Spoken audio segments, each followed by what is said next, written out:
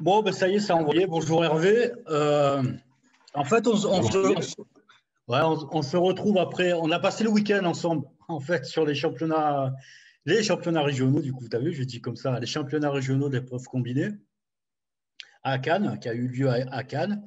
Et on a fait un petit montage vidéo et on va vous apporter quelques petits commentaires au fur et à mesure de ce reportage. Salut Hervé. Alors? Salut Yves, on a passé un très bon week-end. Ouais. Alors tout le On long, est... tout le long, il va y avoir des interviews. On a fait plein d'interviews, que ce soit des athlètes, des bénévoles et athlètes, bénévoles, entraîneurs. Et au fur et à mesure, ben, on va vous commenter. Puis je pense que Hervé, il aura peut-être quelques résultats à nous donner, à nous commenter en même temps. Et voilà, au fur et à mesure. Alors l'écran, là, vous avez en haut, au fur et à mesure, ce qu'on a filmé sur les épreuves. Et en bas, vous avez un diaporama où vous allez voir les photos qui pourront être téléchargées. Alors déjà, on va commencer. Il y a j'ai croisé Alain Vaillant, tu sais, ah ouais, mais ça démarre. Je suis avec Alain Vaillant, là, c'est le... Voilà. J'ai croisé Alain Vaillant, qui est le président du comité départemental 83. Pas depuis très longtemps, hein, je crois depuis un an, peut-être un peu C'est plus. ça, c'est sur les dernières élections, C'est ça. des Et, nouvelles il était, fonctions. il était à fond. Je le voyais, il courait partout, ses athlètes, il venait, il les bichonnait, il leur donnait des petits conseils et tout. C'était marrant de voir cette passion débordante comme ça, de le voir. Donc, je l'ai croisé, je dis, viens ici, tu vas nous faire un petit coucou. On l'écoute et on reprend derrière. Très bien. Je suis avec Alain Vaillant, là, c'est le président du comité départemental du Var et le président du TEC. Alors je le vois depuis tout à l'heure, il est sous pression. Donc il va nous dire pourquoi il est sous pression sur ce retrouvaille. C'est la première fois qu'on se revoit cette année sur des championnats régionaux. Donc elle vient d'où ta pression là? Dis-moi tout. De la pression, c'est que, j'ai pas honte de le dire, donc j'ai un athlète en cadet, en épreuve combinée. On attend de lui. Comment il s'appelle? Nolan Verkusen. Et puis chez les filles, donc entre Anna Carbonel et Elodie Piazzoli, pareil. Bon, dans la moindre échéance, mais dessus, voilà. C'est ça, c'est donc c'est la pression. Là, mais je te vois, tu cours partout là, Oui. Tu les encourages et tout. Est-ce que la rupture, enfin la coupure qu'il y a eu avec le coronavirus, c'est préjudiciable ou alors elles ont continué à s'entraîner? On a continué à s'entraîner comme on a pu, et puis je remercie en même temps donc la métropole, parce qu'on a pu s'entraîner, le stade était ouvert, on a eu toutes les structures. Et puis, mais ça a été dur parce que la scolarité, au niveau, donc on allait où le matin ou entre midi et 2, mais les filles et les gars, mon groupe, le groupe quoi, étaient présents. Donc ils sont au top là aujourd'hui. Je l'espère. Voilà, c'est l'échéance aujourd'hui. C'est la grosse compétition pour c'est les champions de France, on va dire avant. Ouais, Alors, c'est ça. Merci Alain Alain. Vaillant, là, il n'est pas venu en qualité de président du comité, mais il est plus venu en qualité du président du TEC, en fait. Et même encore plus en qualité d'entraîneur un petit peu, parce qu'il suivait quand même de près et on sent qu'il a quand même un regard un petit peu sur ce qui se fait dans chaque épreuve.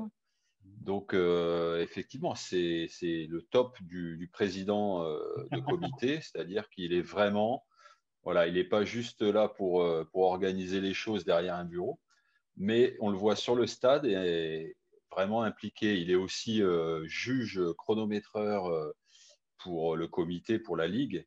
Donc, il est ultra investi. Et ils ont fait quoi, ces athlètes, en résultat? Tu as un peu des trucs là sur le TEC? Alors, oui, Nolan. Alors, Nolan, déjà, il faut souligner qu'il est cadet première année. Donc là, il concourait contre des athlètes qui ont un an de plus que lui, donc les cadets deuxième année. Et à cet âge-là, ça fait une différence, tu peux imaginer, hein, Oui, quand on a j'imagine. un an de plus, on a forcément tout de suite des avantages. C'est quel âge cadet? Et donc là, alors cadet, c'est 16 ans, 17 ans. D'accord. Ouais, ça change tout. Voilà. Ouais. Et donc, il termine deuxième.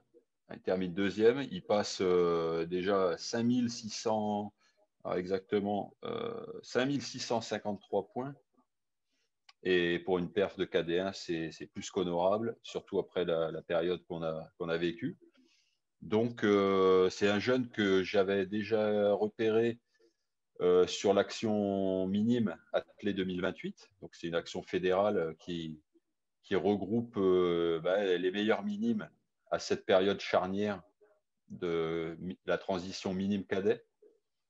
En minime, on est encore sur de l'athlétisme qu'on qualifie d'athlètes jeunes. Donc, ce n'est pas toutes les épreuves que l'on retrouve encore à l'âge adulte. Et donc, cette transition, elle est hyper importante. Et Nolan Verkrussen, il a été repéré en 2020 parmi les meilleurs minimes. Et donc, ce n'est pas vraiment une surprise, mais c'est très bonne nouvelle de le voir tout de suite performer à ce niveau-là. Chez les grands, on va dire chez les grands, parce qu'à partir de cadet, c'est un athlétisme qu'on retrouve dans tous les championnats et même les championnats internationaux. Ben, ça promet. Mais est-ce qu'il a le ticket sur les championnats de France, lui? Alors, c'est encore un peu tôt pour le dire, parce que cette année, ça va être sur des qualifications, ça sera sur le bilan. Donc, ils prendront les meilleurs athlètes sur toute la France au niveau du bilan national. C'est encore un peu tôt, mais visiblement, à ce niveau de performance, on peut s'attendre à ce qu'il soit qualifié. Oui. Bon, et ce qui est encore une fois une très belle performance en première année de cadet. C'est prometteur. On a eu un week-end prometteur, en fait, j'ai l'impression. Oui. Déjà, d'une part, de voir des effectifs aussi remplis, on va dire, aussi complets chez les plus jeunes, c'est très rassurant. On ne peut pas forcément en dire autant sur les catégories, sur les athlètes un petit peu plus vieux, dans lesquels les effectifs descendent un peu, mais par contre, chez les jeunes, c'est prometteur et c'est ce qu'on attend. Ok. Bon, on va dérouler, on va continuer. Sur le terrain, sur le stade à Cannes, où il y a des championnats régionaux, et je rencontre David Catalan, donc du club de l'US Cagnes et de membres de l'ETR PACA. D'accord. Ah, ben j'ai vu des webinaires avec toi. Oui, c'est ça. C'est moi qui les ai montés. D'accord, ok. Donc là, je te vois sur le lancer du poids. Explique-nous un petit peu quel athlète tu suis, quelles sont tes attentes. La coupure, qu'est-ce que ça a donné aussi avec ce Covid? D'accord. Donc là, je suis deux athlètes, dont Izo Ipedjan, on essaie d'aller au championnat de France d'épreuves combinées. Le Covid, ça a été un peu difficile à gérer parce qu'on n'avait pas forcément l'accès aux infrastructures, mais après voilà, on a pu s'adapter avec les visios, faire du sport en visio, donner le coaching à distance, mais bon, il y a un effet. Les facteurs sociaux font que voilà, il y a un peu moins d'adhésion à la pratique sportive assidue. Donc du coup, il a fallu trouver plein de stratagèmes un petit peu pour que ça fonctionne bien et que garder l'adhésion des jeunes. Voilà. Là, c'est la première fois cette année qu'ils renouent avec la compétition, parce que c'est la première compétition. Ouais. C'est les premières épreuves combinées en 2 ans. Du coup. Et sur cette compétition-là, il y a des enjeux en fait. C'est un championnat qualificatif pour les championnats de France. Comment ça se passe? Donc, ce sont les seuls championnats qualificatifs, pour le mien en tout cas, sauf si on va ailleurs. C'est la seule compétition qui nous permettrait de nous qualifier au championnat de France. Voilà. Ils ont la pression alors en même temps. La pression. Moi j'aimerais bien qu'on fasse juste celle-là et puis qu'après on soit tranquille pour aller au championnat de France. Oui, bien sûr. Ouais. Voilà.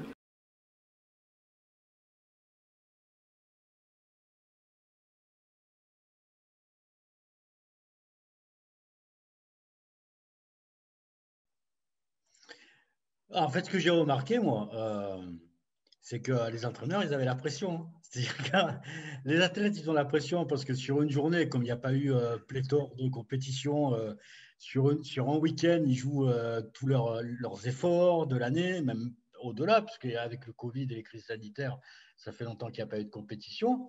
Mais j'ai l'impression que c'est pareil pour les entraîneurs, quoi. Ah, c'est totalement pareil. Et je pense même qu'ils ont certainement encore un peu plus de pression que les athlètes parce que ils sentent qu'ils n'ont pas mis les athlètes dans les meilleures conditions et c'est pas eux les responsables. C'est malheureusement une reprise tardive de la saison. Et il faut savoir que en temps normal, on considère qu'il faut 2 à 3 compétitions pour être vraiment opérationnel, pour arriver à son niveau de forme. On planifie toujours au moins 2 décathlons et ensuite des épreuves individuelles sur des compétitions, des meetings. Et ça constitue la préparation idéale pour aborder un championnat de France, par exemple, où on veut rentrer une performance. Donc Ouais, là, il y a beaucoup de pression. Ouais. ouais, il y avait des interrogations en amont de ce championnat sur est-ce que les performances elles vont être au rendez-vous? Est-ce que les blessures aussi? Mais on verra après le médecin. Il y a le médecin qui nous en parle un peu, quoi. Donc effectivement, moi je voyais les entraîneurs avec pas mal de pression et très près hein, de leurs athlètes hein, sur les conseils et tout. Hein. Donc Ouais, ça c'est peut-être un format qui n'est pas habituel, mais dans les championnats, les championnats d'épreuves combinées, on retrouve quand même une grande proximité. Les entraîneurs suivent leurs athlètes sur toutes les épreuves et il y a plus de proximité que sur les épreuves individuelles finalement. Il y a ce suivi qui se fait un petit peu au fur et à mesure des épreuves qui passent. Et effectivement, là, on sent bien que le rôle de l'entraîneur il est important hein, avec ces jeunes. Et puis, David, il nous a parlé d'Enzo. Et encore une fois, tu as bien ciblé les bonnes personnes parce qu'il fait 3e. Il monte sur le podium en cadet. Il réalise 5534 points, donc c'est un record personnel aussi. Et puis, comme Nolan, c'est un cadet de première année. Donc là encore, quelque chose qui est bon pour l'avenir, c'est que ces jeunes, ils sont déjà assez performants cette année, puisqu'ils sont sur le podium au niveau régional. Et l'année prochaine, ils seront encore dans la même catégorie. Donc là, on peut peut-être s'attendre, voilà, on peut espérer que ce soit des podiums au niveau national pour ces jeunes. Ouais, ils demandent qu'à progresser, quoi, en fait. Hein. Ils arrivent dans une catégorie, ils sont déjà sur le podium, donc ça prédispose de l'avenir pas mal, quoi. Alors là, après, je parcourais, hein, je me baladais un peu sur le stade, et d'un coup, j'entends crier quelqu'un qui fait sur les haies, qui fait des performances, et du coup, en fait, il n'était pas de notre région, il était du 76. On va l'écouter parce qu'en fait, comment je vais dire, il transpire le bonheur quoi, après sa performance. Et j'ai trouvé ça très intéressant. C'est quoi ton club? C'est quoi ton prénom, ton club? Dis-moi. Ok, je m'appelle Fabio Delova et je suis au Stade Sottevillers 76 cette année. D'accord. J'ai dû quitter la ligue parce que je partais à travailler à l'INSA Rouen pour mes études. Mais je suis venu faire la compète parce que c'était un moyen de se tester. Et je suis vraiment content parce que progrès. De profiter de la reprise des compètes un peu. Oui, bien sûr, et de voir le travail qui a été fait cette année parce que les conditions sont spéciales, du coup il a fallu faire avec et ça fait vraiment plaisir de pouvoir s'exprimer un peu quoi qu'il en soit. Mais tu m'as l'air vraiment content de ta performance, explique-nous pourquoi. Parce que cette année j'ai beaucoup travaillé le rythme entre les haies. Jusqu'à l'an passé je faisais 5 appuis entre les haies. Donc faire 4 appuis rythmés jusqu'à la 6-7e haie c'est déjà génial. Et de voir le temps tomber à 15-48, c'est inespéré, sachant que l'an dernier, je faisais encore du 17. Sur du 110 mètres. Sur du 110, oui, à même hauteur, tout ça. Donc c'est vraiment génial le progrès qu'il y a. Bon. Donc ça fait vraiment plaisir. Ça commence bien la journée, là. Ah oui, là, on peut que continuer motivé, là. Oui, bien sûr. Là, on vise toujours mieux sur chaque épreuve, on les enchaîne une par une et on profite du temps qui reste. Voilà, merci en fait, les rencontres sur le stade, ces petits moments d'extase et de bonheur, c'est assez jouissif, quoi. C'est pas mal. Donc, ouais, alors lui, comment ça se fait qu'il fait un championnat régional alors qu'il n'est pas de la région? C'est un invité, c'est ça? Alors en fait, c'est un petit peu particulier et ça doit expliquer aussi pourquoi il était si content aussi d'être sur cette journée, sur ce week-end-là.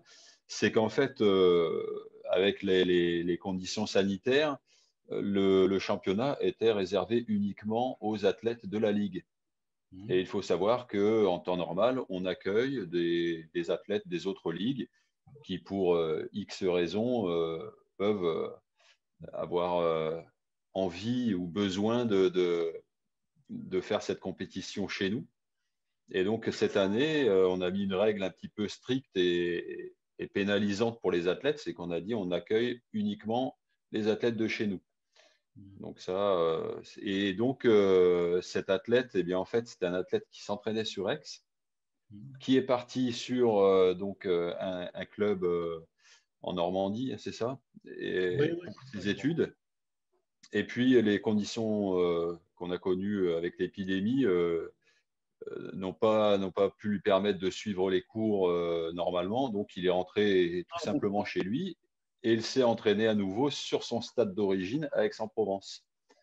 Et donc ce fait-là a été pris en compte pour dire ça serait trop injuste de l'empêcher de participer, alors qu'il est bien présent dans notre ligue et que ça fait plusieurs mois qu'il a repris à s'entraîner comme il le faisait avant sur son stade à Aix-en-Provence. Oui, donc il a participé, mais il ne pouvait pas remporter de podium, quoi. Il n'était pas classé pour le championnat. C'est ça. Là, en étant d'un autre club, en revanche, ça le privait d'un titre possible. Donc, c'est juste un résultat qu'il a pu avoir, mais c'est ce que recherche l'ensemble des athlètes. C'est ça. Alors après, j'ai rencontré un personnage que tout le monde connaît, c'est Gérard Vialette. Et on s'est posé à côté du stade et il m'a raconté un peu son histoire. Donc, je te propose de l'écouter et on reviendra dessus. Tu dois bien le connaître en plus. Ah, bonsoir. On va l'écouter. On est en pause là en fait. Hein. C'était une petite pause café après cette journée du samedi, championnat des épreuves combinées. Donc raconte-moi, dis-moi ce que tu fais toi. Tu es au pôle, hein, tu travailles aussi. Alors, ce que je fais, c'est que je suis retraité j'étais conseiller technique d'athlée et responsable national de la longueur. Mais ça, c'était il y a longtemps. C'était avant. C'était avant.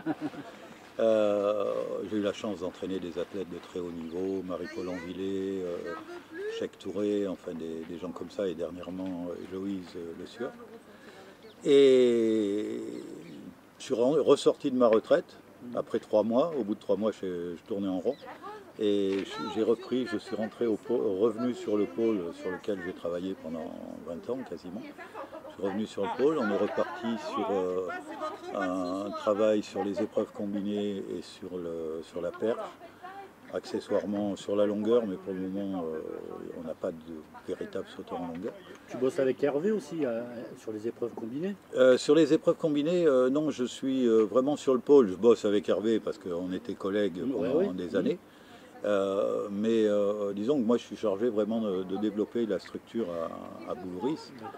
Et on est passé par la perche parce qu'on a monté la structure avec des tout jeunes à une époque que c'était dans les années 2012. On a remonté la structure, de là est sortie la petite Mallory Sotro qui est également de l'EPF, qui a fait les championnats du monde cadet. Puis derrière, on est reparti sur une nouvelle génération de jeunes. Et il y en a 2 qui sont sortis, qui font champion de France cet hiver à la perche, Anthony Amirati, et Maxime Moitié qui est là aujourd'hui. Voilà, pour faire sa qualif aux France. Et voilà, et ça marche très bien, il y a un super groupe, c'est des gamins en plus que j'ai eu la chance d'avoir dans le club de Fayence, dès les catégories Benjamin. Et ils ont tous passé le cut minime, cadet. Ils arrivent pour certains cadets, pour d'autres, comme Anthony en junior. Et il y en a Anthony, lui, maintenant ça commence à être le vrai haut niveau. Il a fait 5,50 dernièrement, sa première compète junior. C'est rien de moins que la meilleure perf mondiale de l'année. Et a priori, il devrait aller plus haut. Donc voilà, et d'un autre côté, comme tu me demandes ce que je fais, je travaille avec les petits à l'EPF, mais là c'est pas du tout le même niveau. Alors, on est sur des moments, sur des séquences particulières quand même, hein, avec des crises sanitaires qui s'enchaînent,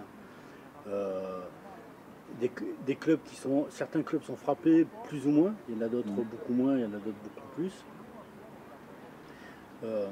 Comment toi, de l'intérieur, comment tu vois, tu as vu les choses, comment vous vous êtes adapté, comment tu as pu percevoir comment un athlète garde la motivation lorsqu'il n'y a pas de compétition? Comment on arrive à maintenir ça? Ça m'a paru un peu compliqué, mais quand je vois aujourd'hui, ce samedi, les sourires aux lèvres, les performances qui sont à la clé, je me dis, mais rien ne s'est passé, quoi. Alors qu'à mon avis, beaucoup de choses vont se passer. Si, oui, il y a beaucoup de choses qui se sont passées. Moi, je peux prendre comme exemple ce que je connais, ceux que j'avais sous la main. Par exemple, un gamin comme Maxime Moitié, qui fait donc champion de France. L'année d'avant, il fait vice-champion de France sur le 60 et. Il est passé à côté. Il était donc sélectionné pour sa première sélection d'équipe de France cadet. Et tout a fermé. Et ce gamin, il va passer sa catégorie cadet en passant au travers de tout ce qu'il y a international. Ça, c'est pour les tout meilleurs.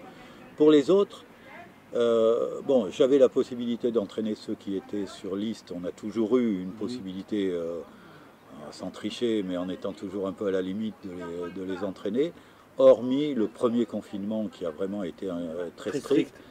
Mais on a monté des trucs, on a lancé des défis par visio et tout. Ils sont revenus au bout de 2 mois, ils avaient pris 2 kilos de muscles dans les épaules parce qu'ils travaillaient surtout les pompes, les trucs comme ça. Donc ils ont toujours accroché. Mais il ne faut pas se leurrer, on a perdu, comme tous les clubs de la région et comme tous les clubs de France, on a perdu entre 10 et 20% de licenciés. Moi, je suis pas très... Ça me fait pas trop peur parce qu'on va les récupérer progressivement. Mais il y a une génération, là, les 2004-2005, ceux qui sont nés dans cette période-là, soit qui rentrent en cadet, soit qui vont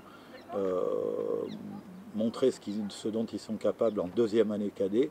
Ceux-là, il n'y a que les très bons et ceux qui avaient vraiment la niaque qui se sont accrochés. Il y en a qui ont lâché.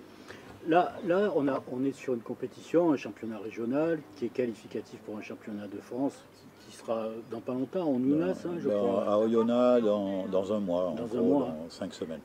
D'habitude, avant que les athlètes arrivent sur les championnats de France, ils bénéficient de plusieurs compétitions qui sont qualificatives. Là, il n'y en a qu'une seule de compétition qualificative sur le territoire, sur la PACA. C'est une pression supplémentaire? Oui, il y a une pression. Pour les tout meilleurs, je ne pense pas qu'il y a de pression parce qu'il y aura toujours des demandes pour ceux qui n'auraient pas pu le faire. Le gamin qui termine 1er, 2e ou 3e cet hiver, je pense que la fédération le prendra, le qualifiera exceptionnellement. Après, moi, ce que je trouve plus difficile, pour parler des épreuves combinées, c'est que bon, on a la chance de pouvoir faire ce championnat régional qui permettra d'établir des perfs de l'année 2021. Mais on n'aura pas la possibilité, par exemple, parce qu'un gars qui fait des combinés, il ne fait pas que des combinés, il faut qu'il fasse d'autres épreuves à côté et tout, et là on n'a plus le temps. On n'a plus le temps. Donc ça va faire une année un peu bizarre. Là, alors, là, tu suis des athlètes. Il y a certains athlètes que tu suis particulièrement, notamment ceux qui sont de ton club ou qui sont présents au pôle. Tu as un petit mot à nous dire par rapport aux enjeux là, de certains Ben oui, les enjeux de certains, je parle toujours du même parce qu'il a été vraiment très fort cet hiver, malgré une grosse contre-perf sur une épreuve, mais il a dominé les France cet hiver. Donc l'objectif pour lui, il ne faut pas s'en cacher, c'est être minimum podium et objectivement champion de France. Voilà. Là. On va le suivre alors, on va le suivre. Oui, oui, il faut le suivre parce que c'est un gamin qui laisse entrevoir une capacité d'aller au haut niveau. Ensuite, il y a les autres. Rappelle-nous son nom, comme ça. Maxime Moitié Charnois. C'est bon. Il commence à être connu, on l'a mis. Il est sur le site, on a fait une infolettre sur lui. Oui, j'ai vu l'infolettre. Ah, c'est toi qui l'as faite, cette infolettre, d'accord. Je l'ai vue et je lui ai transmis, il était tout content. Donc on va lui dire demain, on fera une petite interview avec lui, on pourra lui dire qu'il pourra rajouter sa petite vidéo sur l'infolettre. D'accord, exactement. Et non, voilà, il y a lui. Après, j'ai une petite qui est de Fréjus, là, qui revient bien, qui a été dans le trou parce que ça arrive. C'est des jeunes, ils ont 16 ans, 17 ans, et elle repart bien, elle est contente. Après, il y en a d'autres qui sont venus là un peu plus pour s'amuser. Hein. Il y en a C'est la certains. première compète. Voilà, ils sont venus là pour la Il y a première un flot de compète. cadettes incroyable. Voilà, mais ça fait plaisir. Ça fait plaisir, mais je ne serais pas surpris qu'il y en ait moins demain. Ouais, c'est ça. Les cadettes, ça risque, parce qu'il faut passer le cap du deuxième jour. On verra bien. Après, c'est évident que moi, les objectifs que j'ai par rapport aux gens qui sont au pôle et qui accessoirement, c'est vrai, sont de faïence, parce que il y a 70% des gamins du pôle qui sont de faïence, mais c'est comme ça. Parce qu'on est tombé sur une génération exceptionnelle. De temps en temps, ça arrive. Tomber sur une génération exceptionnelle avec Anthony Amirati, qui lui, record de France minime, meilleure performance française minime des championnats de France l'année suivante. Rien du tout l'année d'après parce que Covid, et dès la première compétition, il fait meilleure perf mondiale junior alors qu'il est que junior. Donc lui, il va voler vers d'autres cieux très rapidement à la rentrée. Oui, tout est organisé. Il se passe. J'essaye de. Ça, c'est l'habitude des années passées au stade. J'essaye que les transitions se fassent. Et la transition, elle est en train de se faire avec Clermont, avec le pôle national à Clermont. Et l'année prochaine, il sera à Clermont. Bon, c'est tous des gamins, c'est notre fierté hein, sur le territoire. Bien sûr, on les a sortis, oui, voilà. C'est évident. Au même titre que des gamins, moi que je suis, de près, les Noah Bousquet, tous ces gens-là. Moi, Noah, je le connais depuis qu'il est benjamin, parce qu'ils ont toujours été en opposition avec Anthony à l'époque, à la perche. Mais c'est des meilleurs copains du monde. Mais on a eu la chance d'avoir quelques gosses qui sont restés. Parce que des gosses doués, on en trouve. Mais des fois, au bout d'un an, ils disent non, moi ça ne m'intéresse pas. Ils ont d'autres objectifs et puis c'est comme ça. C'est pas triste, mais c'est comme ça. Tous les gamins ne vont pas vouloir faire de l'athlétisme. Gérard, je compte sur toi demain pour me les identifier et qu'ils viennent dire un petit coucou à l'ensemble des licenciés de la Ligue. Mais des fois, parce que je sais qu'ils sont fatigués à la fin des concours et qu'ils ont envie de passer à autre chose, et qu'ils viennent simplement faire un petit coucou. Ok, je leur dirai. Ils vont avoir honte parce qu'ils n'osent pas parler devant une caméra, mais bon, il faut qu'ils s'y habituent. Oui, complètement. Merci Allez, beaucoup, Gérard. À bientôt. Bon, allez, moi je vais... Il nous a dit plein de choses, Gérard, là. Il nous a dit, déjà, le personnage, je ne le connaissais pas plus que ça, mais il part à la retraite et 3 mois après, il revient, quoi. C'est ça. Et puis, c'est un spécialiste du saut en longueur, hein, tu as entendu, il était au niveau entraîneur national de la longueur. Et finalement, avec les jeunes, il se lance sur la perche et les épreuves combinées. Bon, c'est des épreuves qu'il connaissait, mais sur lesquelles il ne s'était jamais lancé vraiment à fond avec des athlètes qui prennent dès le départ. Enfin, quand on dit dès le départ, c'est très jeune, quoi, qui forment à partir de la base. Donc, c'est un parcours assez atypique. C'est ça. Et il y a un élément là qui est important à mon sens, qui dit que surtout à cet âge-là et dans ces catégories-là, qu'à cause de la crise sanitaire, il y a certains jeunes athlètes qui performants qui se sont soustraits aux compétitions internationales et ça, ils ne rattraperont pas, quoi. Ils resteront privés de ces championnats. Voilà, c'est quelque chose qu'ils auraient pu vivre comme les autres l'ont vécu, parce qu'ils ont le même niveau que les champions, les prédécesseurs qu'on a eus au niveau national ou dans la Ligue. Et effectivement, ça, on ne mesure pas l'impact que ça peut avoir, une privation pareille. C'est ça. Quelque chose. Néanmoins, il y en a un bon paquet qui ont gardé la motivation et qui étaient présents ce week-end. Et ensuite, on a de la marche nordique. Il y avait 2 épreuves de marche nordique. De marche athlétique. Pardon, excuse-moi, c'est lapsus. La différence de marche athlétique. Importante. Merci Hervé. De marche athlétique, et j'ai croisé les juges. Alors là, c'est pareil, c'est une pratique sportive particulière. Et ces juges très passionnés, hein, les juges comme tous, hein, mais les juges de marche athlétique réunion avant la compétition, réunion après, débrief, briefing, rebriefing, c'est voilà, bien carré. On va écouter Janine du reste. Ah non, mais il va y avoir le départ, les gars. Oui, bah oui, 2 minutes. C'est bon. Donc sage, hein. Vas-y, pose des questions, c'est ce que tu veux savoir. En fait, sur le championnat d'épreuves combinées, il y a eu deux épreuves de marche, 10 000, 5 000, et j'ai la chance de rencontrer Janine, que je ne présente plus hein, sur la marche athlétique. Janine, raconte-nous un petit peu cette journée, tes attentes et le bonheur qu'il y a de retrouver la compétition. Alors, déjà, bonjour à tous. C'est vrai qu'aujourd'hui, on est content d'être sur le stade de Cannes parce que c'est rare quand on vient de ce côté-là, dans les Alpes-Maritimes. À côté de moi, j'ai le plaisir d'avoir Frédéric Berry, fédéral, Christelle de Monceps, régional, Véronique Luc, fédéral, et moi-même, fédéral. Donc c'est un championnat qui rentre en même temps que les épreuves combinées et ça se manipule très très bien puisqu'il n'y a qu'un 5 000 et un 10 000. C'est vrai qu'après un Covid, ils ne sont pas trop nombreux. Mais c'est pas grave, on arrive à se débrouiller. Le principal, c'est surtout que les jeunes reprennent l'activité sur le plan marche athlétique ou marche nordique ou athlétisme dans leur spécialité. Et tout ce qu'on leur demande, c'est de se faire plaisir parce qu'à l'heure actuelle, on en a beaucoup besoin. Là, je vous passe la parole à Fred. Si, Fred, il va nous expliquer. Alors, Fred, il va vous expliquer parce qu'on se connaît un petit peu, je pense, chers amis spectateurs ou spectatrices. On s'est vu à la marche nordique il n'y a pas si longtemps que ça. Et là, cette fois-ci, on est sur de la marche athlétique, donc avec un règlement qui est différent de celui de la marche nordique.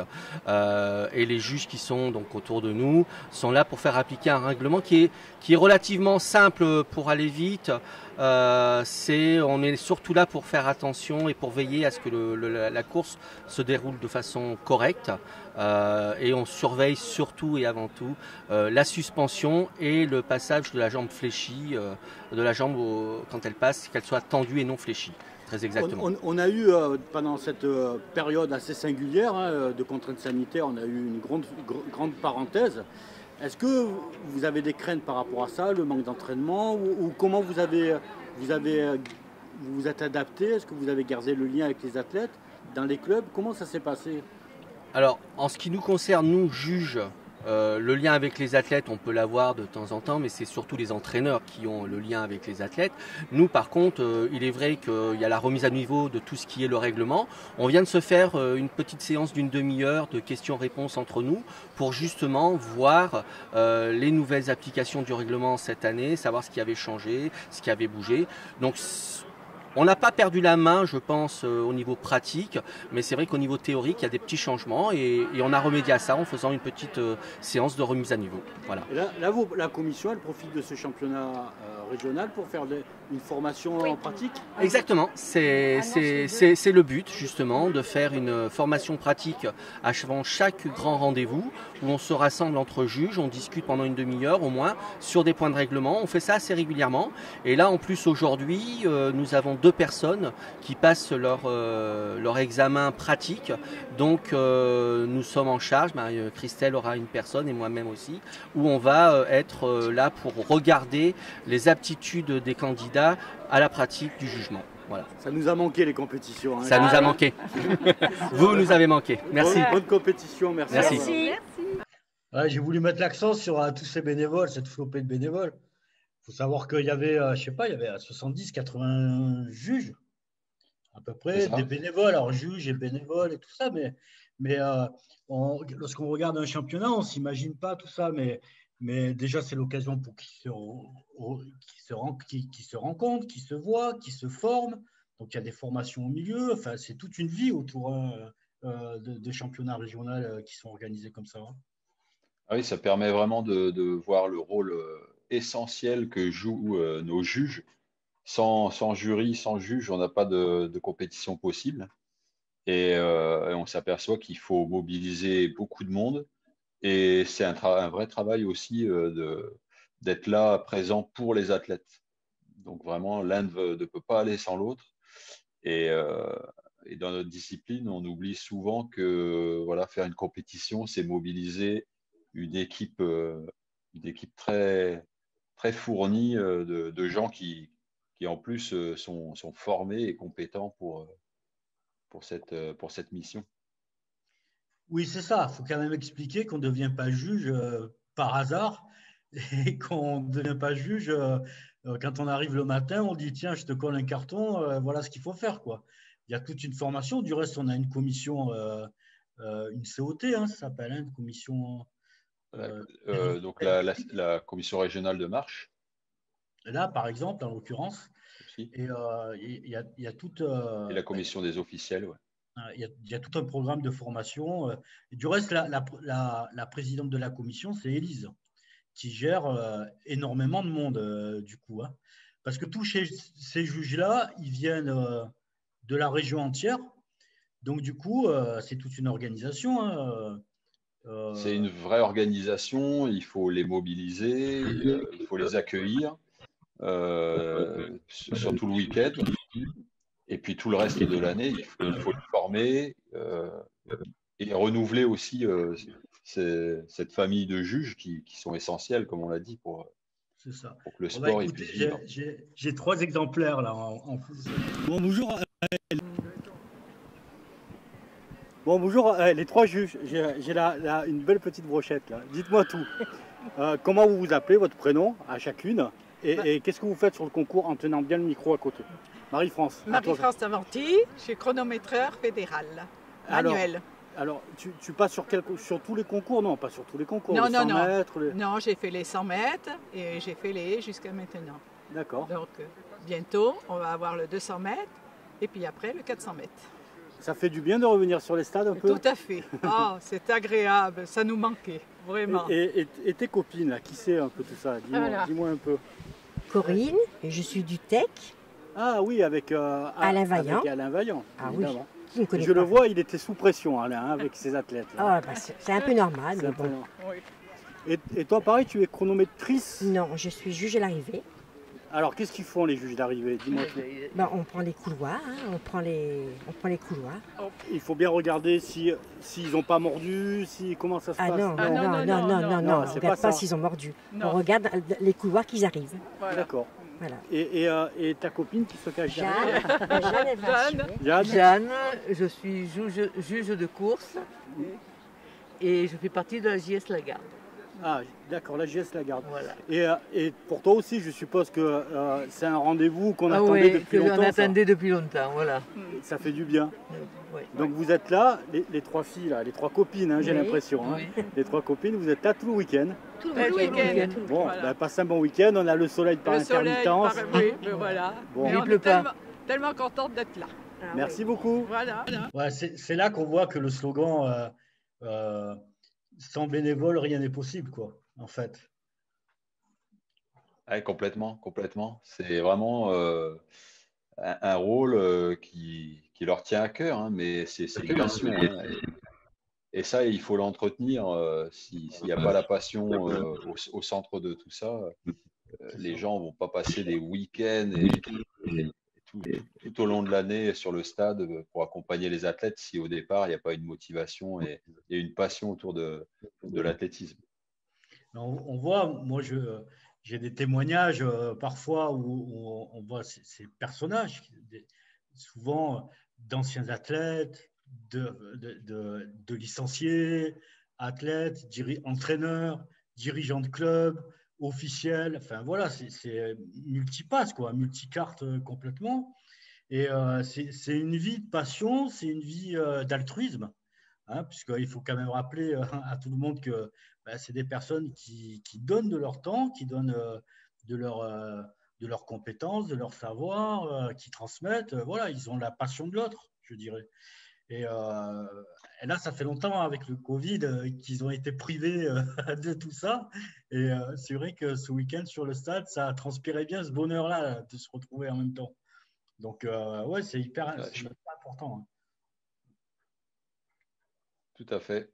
Je pense qu'on va retrouver cet esprit tout au long de la saison, parce que déjà, elle démarre, ça sera une saison courte, mais qui va être extrêmement intense, parce qu'effectivement, il y a cette envie chez nos juges, chez nos athlètes, chez nos entraîneurs. Là, j'ai une athlète, on va l'écouter, c'est une des premières, je crois que j'ai pas voulu trop les déranger parce que les épreuves combinées, c'est particulier. Ils enchaînent tout le week-end. On en parlera un peu plus après, mais c'est vraiment du samedi après-midi, tout début d'après-midi, jusqu'au dimanche soir, quoi. Et puis, toutes les demi-heures, c'est des concours différents, donc ils sont sous pression tout le temps. Donc, j'avais la volonté de les laisser tranquilles, sauf là, une petite rencontre. Bonjour, merci de m'accorder ce petit interview là. Bonjour. C'est quoi ton nom? OA Champion. Et tu viens de quel club? Je viens de l'EP Manosque. l'EP Manosque. Donc tu viens de finir ton concours, c'est ça? Oui, je viens de finir un concours de hauteur. C'est une reprise, le premier championnat de l'année? Oui, c'est ça. Ça fait du bien de retrouver un peu les gens, la chaleur, c'est cool. Et est-ce que ta performance te convient? J'avais pas fait de hauteur depuis longtemps, donc j'avais pas de base, donc oui, je suis contente. J'ai fait 1,33 je crois. Bravo, je suis assez contente, ouais. D'accord. Et après tu passes, c'est quel concours après? Après c'est le poids. Après c'est le poids. Ouais. Et demain, tu as toutes les autres Et épreuves. après on fait le 200 ce soir, et demain on a longueur, jave et le 800. Repose-toi bien ce soir alors. Oui, voilà, merci. À demain. Donc on voit, c'est pas des spécialistes du combiné, quoi. Mais c'est sympathique parce que c'est une athlète, je regarde, c'est pareil, une cadette première année. Donc elle est toute jeune, c'est forcément son premier heptathlon, on va dire chez les grands. C'est ça. Et elle fait partie justement des athlètes, qui ont subi vraiment la crise de plein fouet, puisque là, on n'est pas sur des athlètes de haut niveau, on est sur des athlètes en devenir. Et pour tous ces athlètes, ça a dû être extrêmement compliqué. Et puis, on voit que la motivation est là et l'envie fait qu'il y a un vrai plaisir de venir parler au micro. Alors, cette fille, elle ne vise pas le podium en plus, hein, elle ne vise pas les championnats de France. Et on la retrouve avec autant de plaisir que celui qui va monter sur le podium, quoi. Ouais, c'est ça, le plaisir sans la pression en plus. Je la voyais, elle ne se mettait pas la pression, mais toujours étonné. Enfin, ce n'est pas des spécialistes dans les différents concours, les différentes épreuves, mais voilà.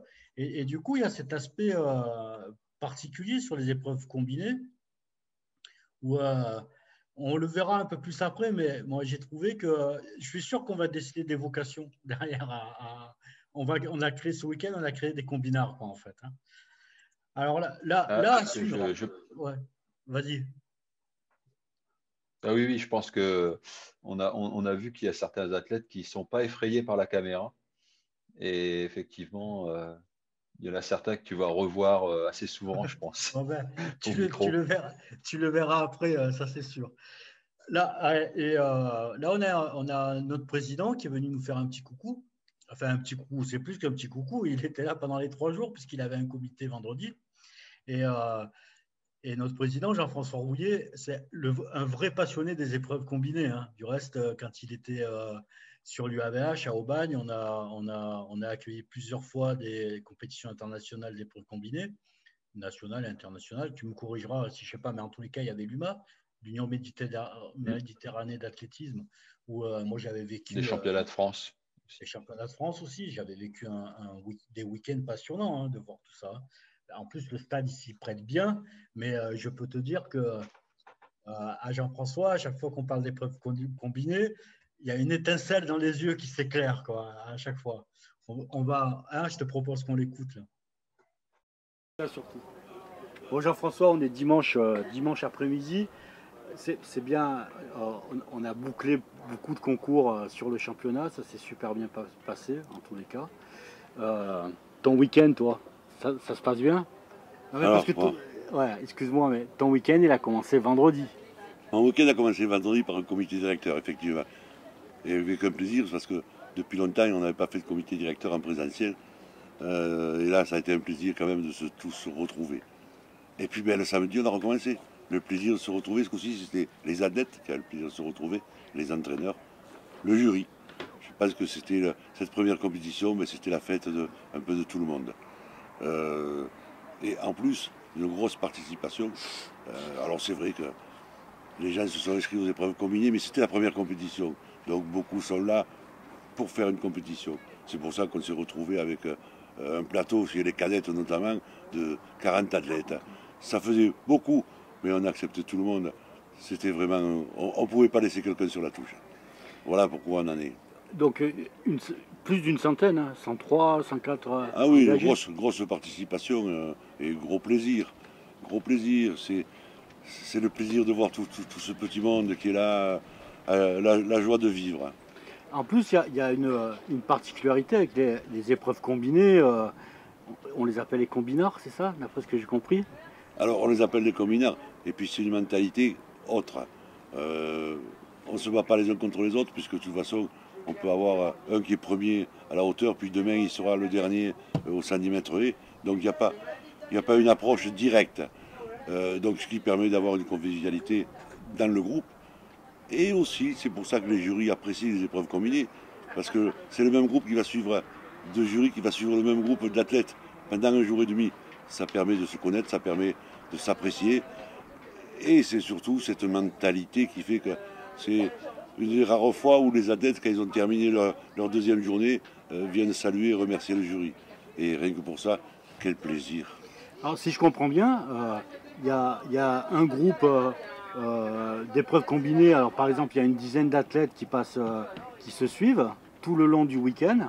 Et les jurys suivent ce groupe-là tout le long du week-end sur les différents concours et les différentes épreuves, hein, c'est ça? Tout à fait, c'est ce qui permet cette approche entre le jury et les athlètes direct pendant un jour et demi.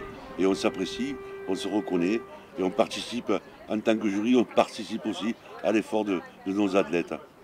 Donc du coup là, alors championnat régional, donc tout le monde attendait. Alors moi je l'ai vu, hein, les sourires des athlètes, les sourires des jurys, tous les organisateurs qui étaient là. Tout le monde m'a dit, hein, tout le long du week-end, ah, enfin une compétition. Donc là ça c'est clair, mais cette compétition là, c'est une compétition qualificative pour le championnat de France à Ognonas dans l'Ain, je crois. Prochainement, qui est assez rapide. Tout à fait, donc autant que je me rappelle, c'est la mi-juin, donc c'est le championnat de France des épreuves combinées à Oyonnax. C'est le premier championnat de France de toute cette liste d'épreuves de championnat de France. Et effectivement, les championnats régionaux sont là pour faire des qualifications au championnat de France. En espérant qu'on ait le plus de représentants possible de notre ligue là-bas. Mais nous aurons des représentants, j'en suis persuadé. Nous aurons des représentants au championnat de France comme chaque année. On a eu quand même des champions de France les années précédentes. Tout à fait. Bon, ben on verra la suite. Après, on ira voir les fins des concours. Il reste le 1500, il reste la fin de la perche, il reste encore pas mal de concours à avoir. Des remises de récompenses, voilà, c'est des moments où on se retrouve tous. Et ben on suivra, on va suivre un petit peu jusqu'où nos petits athlètes, nos athlètes vont performer sur les championnats de France derrière. Merci Jean-François. Merci.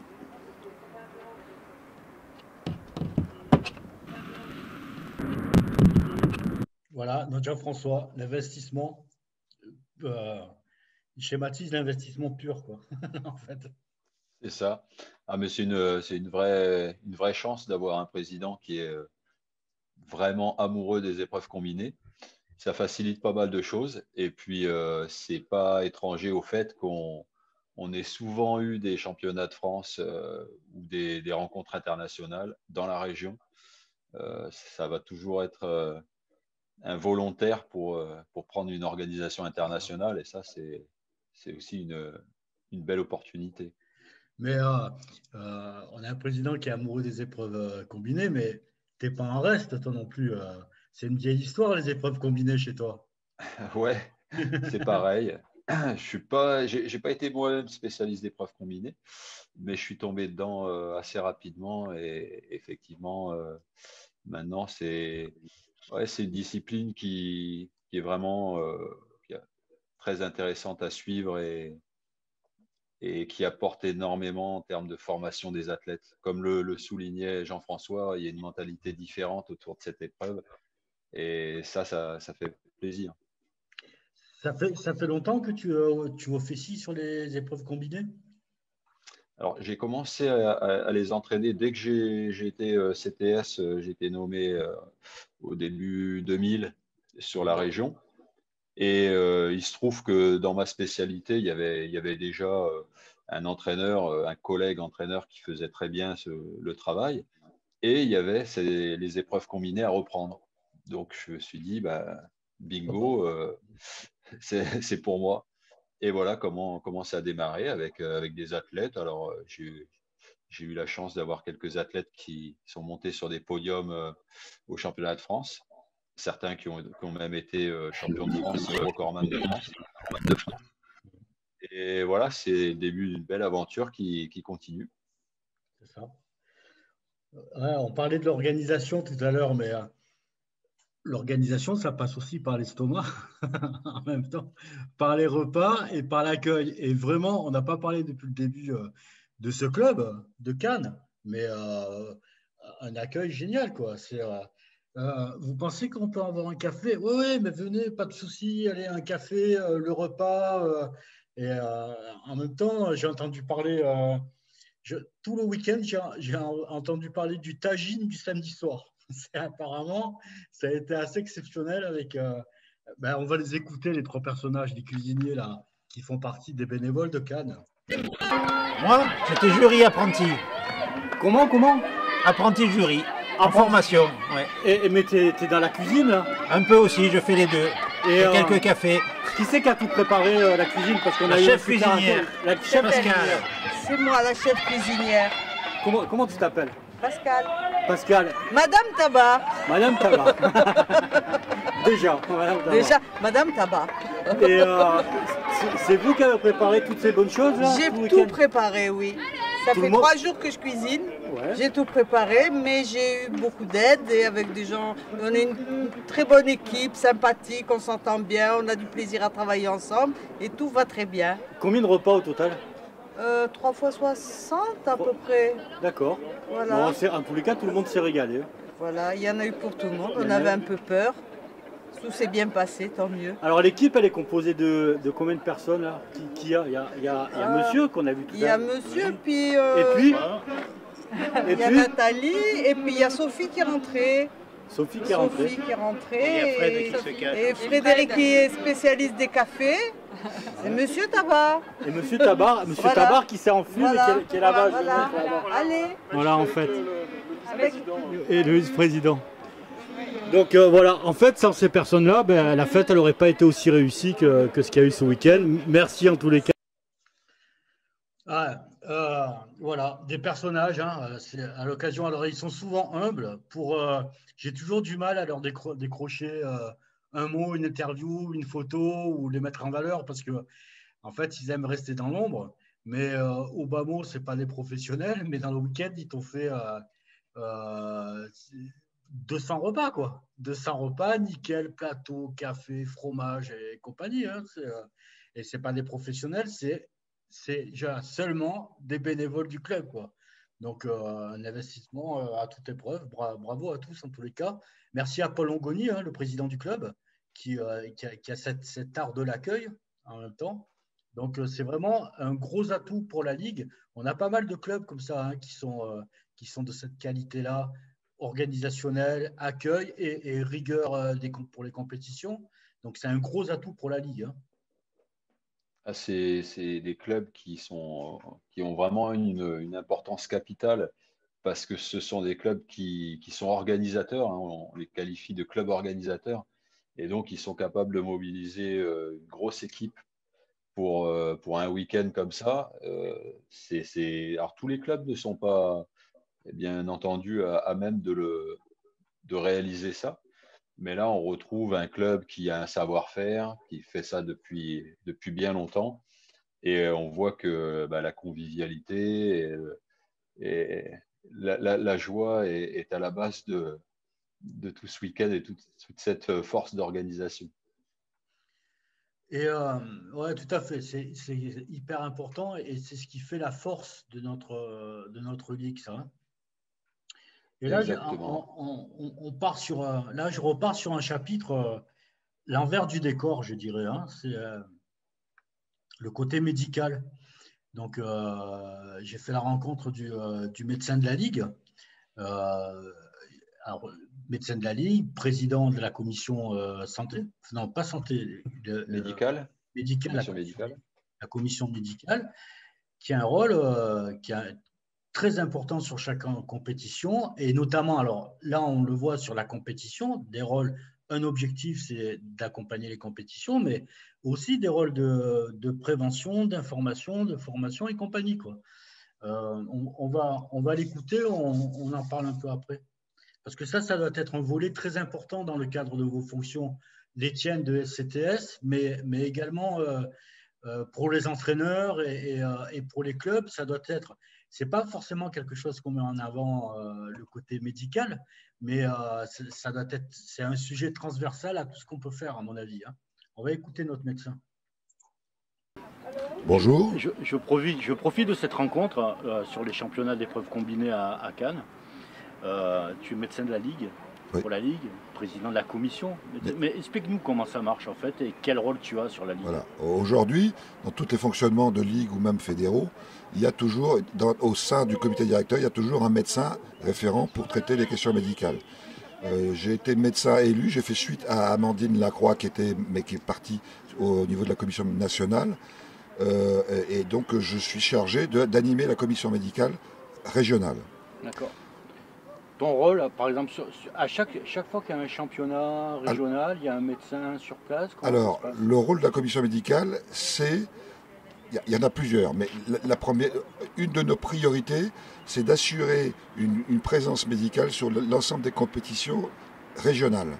Donc il y a toujours, sur les compétitions régionales, un médecin associé à ou un infirmier, une infirmière, ou un kiné, ou une kiné. C'est-à-dire qu'il y a au minimum 2 personnes, des fois quand c'est nécessaire, il y en aura 3. Et même sur certains championnats, on pourra demander l'aide du secours, des sécurités civiles ou d'autres équipes spécialisées pour le public et pour le transport, quoi, hein, voilà. Donc là c'est lors des événements. Donc il y a un dispositif qui est réglementé à mon avis. C'est un dispositif sur lequel en tout cas la Ligue tient à ce qu'il y ait cette présence-là. Hier, on a eu un incident, on a pu gérer simplement, sans passer par les urgences, etc. On s'est organisé. Ça nous permet de gérer les accidents ou les incidents de façon soft. Il est bien évident qu'en cas de gros problèmes, on fait appel aux pompiers et on évacue. Dans tous les cas, les premiers secours sont... On est les premiers secours et puis on est là pour organiser le premier secours et éventuellement l'appel au secours supérieur s'il y en a besoin. Alors après, le rôle de cette... Alors je suppose que le rôle de cette commission-là ne se résume pas à ça. Non. Vous avez un rôle de prévention, d'information? Alors aujourd'hui, effectivement, la commission médicale, on s'est donné, on n'a pas, à cause du Covid, on ne s'est pas encore réunis. Et moi, je ne suis pas un adepte de la visioconférence, donc on fera probablement une réunion avec autour d'un petit repas, ce qui est traditionnel dans le milieu médical, de façon plus sympa, parce que c'est ça qui est sympa dans le sport. Pas de manger, mais alors en gros c'est de nous intéresser aux besoins des athlètes. Aujourd'hui on a une priorité, c'est suite à la crise sanitaire qu'on vient de vivre et qu'on vit encore, enfin en espérant que c'est la fin, on est amené à alerter l'ensemble de nos pratiquants sur la gestion de l'après-Covid et en gros de leur expliquer que si effectivement ça a fait autant de dégâts, c'est parce que l'humanité, d'une manière générale, avait abandonné les grandes règles d'hygiène de vie et qu'elle n'était plus capable d'assumer sa propre défense immunitaire individuelle. Donc aujourd'hui, on sait que pratiquer le sport, ça permet de développer l'immunité. Ça ne touche pas nos adhérents. Les athlètes, eux, ils font du sport. Et par contre, faire du sport, ça mérite aussi de ne pas le faire n'importe comment. Donc il faut respecter les grandes règles, en particulier d'hygiène de vie, l'hydratation, la nutrition, et on va développer des rencontres dans les clubs ou dans les départements pour leur expliquer, je suis nutritionniste, pour leur dire comment il faut manger, comment il faut prendre en charge cette chose-là. Parce que ça compte aussi dans le développement des défenses immunitaires. Donc la nutrition, l'hygiène de vie, le soin. Je m'aperçois sur l'ensemble des compétitions que je couvre que souvent les athlètes ne sont pas soignés. C'est-à-dire que la priorité quand elles ont une blessure, c'est de dire où ça va passer ou d'aller voir le rebouteux, j'allais dire l'ostéo du coin, ils n'ont jamais de diagnostic. Or, on ne peut pas cadrer, je ne dis pas que le thérapeute n'est pas bon, c'est qu'il faut mettre les choses dans l'ordre. En médecine du sport, il faut d'abord avoir un diagnostic. Si on veut gagner du temps, il faut un diagnostic pour mettre en place les choses. Donc en gros, c'est leur expliquer quel est le fonctionnement. Je me blesse, je me fais une entorse de la cheville, on peut très bien aller voir un ostéo, mais ce n'est pas lui qui va faire la prescription importante ou de radio et surtout d'échographie pour faire le bilan lésionnel. Et ensuite, il y a une part incompressible de rééducation, ça sera pris en charge par les kinésithérapeutes. Donc tout ça, notre rôle à nous, c'est de mettre un petit maillage régional pour dire, là, si vous êtes en difficulté, parce qu'il y a des médecins de club ou des médecins traitants qui sont parfaitement compétents pour prendre en charge la blessure d'un sportif, si vous avez des difficultés, nous, on a un petit répertoire et vous pouvez aller voir de notre part, ils vous amèneront de la compétence. Ces règles-là, ça touche les athlètes, mais au-delà, je dirais. Bien sûr que c'est au-delà, parce que c'est les dirigeants aussi, bien sûr. Aujourd'hui, moi je ne fais pas de conférence sur la nutrition sans qu'il y ait les parents. Parce que quelque part, aborder l'aspect nutritionnel qui, il faut le savoir, va induire une vraie rééducation, mais dans le plaisir. Moi, à mon profil, on voit bien que la nourriture c'est important, mais il faut le prendre dans le plaisir. Donc il ne faut pas se mettre de contraintes, mais il faut avoir des exigences. Ces exigences, il faut que les parents adhèrent. Ce n'est pas un athlète qui va le faire tout seul. Donc si vous voulez vous appuyer sur la chaîne de la Ligue, sur l'ensemble de vos travaux, aucun souci, on vous suivra là-dessus. On prendra, je veux dire qu'effectivement, je prends note que la commission médicale pourra éventuellement écrire. Oui, parce que les kinés ont peut-être des choses à faire dans le cadre de la prévention. On a vu avec le Covid, par exemple, cette année, j'ai vu beaucoup de blessures. À Mirama, j'ai eu deux entorses graves de genoux, des croisés quand même. Ici, on a une rupture de tendon d'Achille. J'avais jamais eu ça. Donc, est-ce que c'est une coïncidence? Peut-être. C'est peut-être la parenthèse Covid et un manque d'entraînement. Le manque d'entraînement, c'est sûr. Et en tout cas, nous, on observe. Et puis, on dirige. Il est évident qu'il faut aujourd'hui, on ne fait pas une compétition sans se préparer. Et on ne va pas, je le dis là dans cette tribune, on ne s'inscrit pas dans une compétition si on est blessé. Parce que si on est blessé... Ou en méforme. Il y a beaucoup qui viennent blessés en pensant qu'ils vont guérir sur la ligne de départ. Non. Et par contre, ils se blessent plus. Donc, c'est pas un gain de temps. Donc, voilà. Merci beaucoup, Jean-Pierre. À très bientôt. À bientôt et merci de ton interview. Ouais, c'est important ce qu'il dit. Sur les blessures, la prévention. Et ça doit être votre quotidien à vous. Oui, c'est ça, ça fait vraiment un lien. Ça fait une décennie vraiment qu'on a institué ce rôle médical au sein de nos compétitions et c'est extrêmement important. La première des contraintes qu'on a au niveau des entraîneurs, c'est ça, c'est gérer l'état de forme des athlètes. Et donc, il y a beaucoup de points qui rentrent en jeu. Mais une des contraintes qu'on a quotidiennement, c'est malheureusement gérer la blessure ou voilà, la petite blessure qu'il faut essayer de soigner rapidement. Et ça, cette gymnastique, elle est d'autant plus facile quand on a maintenant des relations avec un médecin qui est directement présent sur le terrain. Donc ça, c'est hyper important. Puis l'autre point que soulignait le docteur, c'est notamment l'alimentation.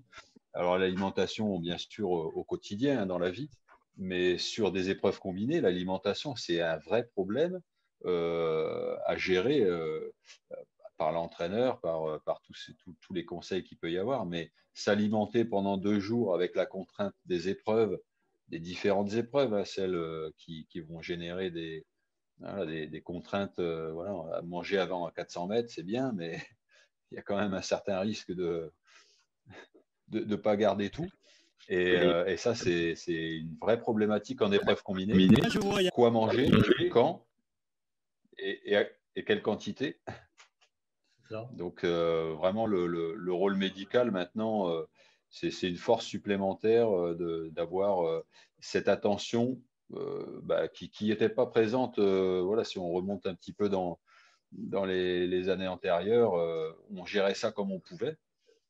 Et puis maintenant, c'est un problème qui a vraiment été considéré et pris à bras-le-corps par les institutions. Sur le volet préventif, formatif, vous avez mis en place des choses là, avec cette commission médicale ou peut-être qu'au sein des formations, il y a des pavés plus importants sur la nutrition, Moi, ce qui m'a fait tilt quand même dans son message aux médecins, c'est ça paraît une évidence, mais lorsqu'on y réfléchit, oui, on ne s'inscrit pas sur une compétition si on est blessé, quoi. C'est la première des évidences. Mais pour un athlète qui, par exemple, là, a travaillé toute l'année pour être prêt sur un jour précis, que ce jour précis-là, il a assuré comme petit bobo, ben, c'est une sacrée frustration, quoi, j'imagine. Hein. Ah oui, mais comme tu le soulignes, on ne devrait pas s'inscrire sur une compétition blessée, mais les athlètes, ils y croient tellement et c'est tellement un enjeu important pour eux que bien souvent, c'est très souvent le cas en fait. Très souvent, des athlètes ne sont pas à 100% de leur potentiel, ou du moins il y a petit risque de blessure ou d'aggravation, mais le risque, il est très souvent pris et le rôle justement du médecin et de la commission médicale, c'est d'alerter, de prévenir un petit peu et d'informer sur les risques, parce que l'athlète perçoit pas forcément tout ce qu'il peut perdre sur une blessure en termes de temps. Hein. J'entends sur une saison. C'est là où l'entraîneur il doit garder la tête froide. Voilà. Alors les entraîneurs peuvent être plus ou moins réceptifs au secteur médical, mais à un moment donné, s'ils ne sont pas réceptifs, de toute façon, la sanction tombe quand la blessure arrive. Hein, et là, c'est toujours du temps de perdu. Après, il n'y a vraiment jamais d'intérêt à courir le risque d'une blessure pour essayer de participer malgré tout. Ben là, en parlant des athlètes, on va écouter nos petites niçoises qui étaient. Alors, elles n'étaient pas blessées, elles étaient plutôt rayonnantes. Je vois, il y a un groupe de niçoises là, en force. Hein. Qu'est-ce qu'elles ont à nous dire, justement? On remercie notre coach. Ton prénom déjà, dis-moi ton prénom. Lucille Faubourg. Ouais. Jeanne de Coupigny, Romane Umbadja, et Elena et Gwen. Et on remercie notre coach Jean-Marc de nous avoir poussé à faire cet étathlon et voilà, nous surpasser. D'accord. Et vous avez l'habitude de faire ces épreuves-là ou pas? Non, c'est la première fois qu'on fait ces genres d'épreuves. Et pas la dernière, je suppose. Et pas la dernière, ça nous a donné envie de recommencer. Ta copine, qu'est-ce qu'elle a à dire? Oui, moi ça m'a motivée à en faire plus pour être la première la prochaine fois que j'en ferai. Voilà. Oui, en ces temps difficiles, ça fait du bien de faire des épreuves, de retrouver une ambiance de compétition comme ça. C'est ça fait du bien parce que ça fait longtemps qu'on est dans les starting blocks et qu'on ne bouge pas trop. Voilà. Mais vous avez réussi à vous réadapter un peu? Comment ça s'est passé? Comme on n'avait jamais fait, non, c'était une première, mais on aime bien, on s'adapte en même temps, c'est bien. Bon, d'accord. Allez, aux autres. Tout pareil, franchement. Au moins, tu prends pas de risque, toi. Moi, c'était ma première compétition tout court. Du coup, moi, franchement, la prochaine fois, ça m'aidera à faire mieux. Et ça t'as plus de pression parce que c'était la première fois ou en fait, tu l'as pris comme ça, la première compétition? Non, ça m'a mis un peu de pression parce que c'était ma première et que les autres, ils étaient plus forts. Mais non, ça allait. T'as pris que du plaisir, toi? Oui. Bon, allez, un petit truc groupé. Merci. Merci les filles, à bientôt. À bientôt. À bientôt. Au revoir. On a vu, il y avait une médaille. Umbadja. Ah oui. Alors attends, j'ai pas vu en fait. Pas vu si je l'ai pas retrouvé, j'ai pas pu noter tous les noms. J'ai souligné le Alex. Regarde sur l'écran là quand tu vois Alex avec ces petites machines là. Ça aussi c'est particulier à mon avis. Il va chercher, il a créé des petites des 4 roues hein, pour aller chercher le javelot et le disque. Voilà, comme ça il n'y a pas les allers-retours, ça va plus vite. C'est un passionné de modéliste, d'informatique, ça aussi. C'est un atout particulier sur notre ligue. en fin de compte. C'est ça. Il a repris une petite invention qui avait déjà été utilisée il y a quelques années, mais qui ne se généralise pas forcément. Et c'est une vraie, ça doit permettre de gagner du temps, d'économiser un peu les juges sur ces 2 jours d'épreuve. C'est ça.